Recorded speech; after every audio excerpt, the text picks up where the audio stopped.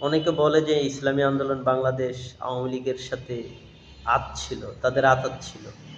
আমি মনে করি যে এই কথাটা সম্পূর্ণ ভুল। ইসলামী আন্দোলন বাংলাদেশ আওয়ামী লীগের সাথে আঁতাত কখনো কশ্চিনকালও ইসলামী আন্দোলন বাংলাদেশ আওয়ামী লীগের সাথে ছিল না, থাকেও নাই। কি জন্য? কারণ আওয়ামী লীগ একটা হলো ভিন্ন সংগঠন, আর ইসলামী আন্দোলন এটা হলো ইসলামিক একটা সংগঠন, একটা নীতি ও আদর্শের সংগঠন। এই সংগঠন ওদের সাথে তো কখনো যায় না।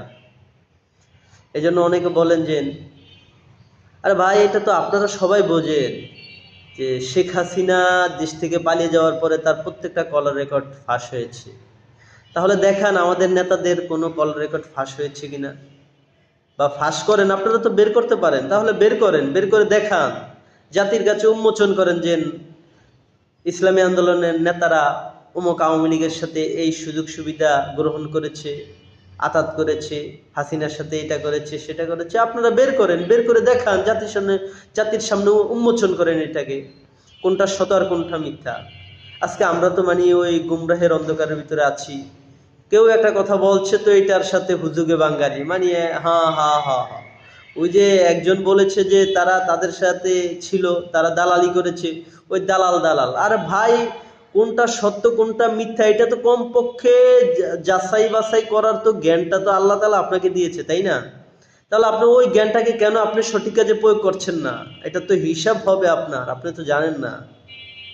আপনার যে এটার হিসাব দিতে হবে এটা তো আপনি জানতেছেন না, এখনো জানেন না। এই জন্য ভাই, কারো সমালোচনা করার আগে অবশ্যই এটার দলিল আদিল্লা এবং সঠিক তথ্য না জেনে কারো সমালোচনা করবেন না। ইসলামী আন্দোলন বাংলাদেশের মুহতারাম আমির মুফতি মোহাম্মদ রেজাউল করিম পীর সাহেব চরমনাই, উনি একজন আলেম। মুফতি ফয়জুল করিম পীর সাহেব চরমনাই নায়েবে আমিরুল মুজাহিদিন, তিনিও একজন আলেম। আর ভাই, আমরা তো মুসলমান, আর কোনো মুসলমান একজন আলেমকে কোনো ধরনের কটাক্ষ করতে হলে অবশ্যই 1000 বার চিন্তা ভাবনা করতে হবে, 1000 বার। আর আমরা নির্দ্বিধায়, আমরা মুসলমান, আমরা নির্দ্বিধায় আমরা কি করছি? আলেমদের সমালোচনা করছি, রেজাউল করিম, ফয়জুল করিম, পীর সাহেবদের আমরা সমালোচনা করছি, কিন্তু আমরা জানি না আমাদের ঈমান কোন পর্যায়ে আছে।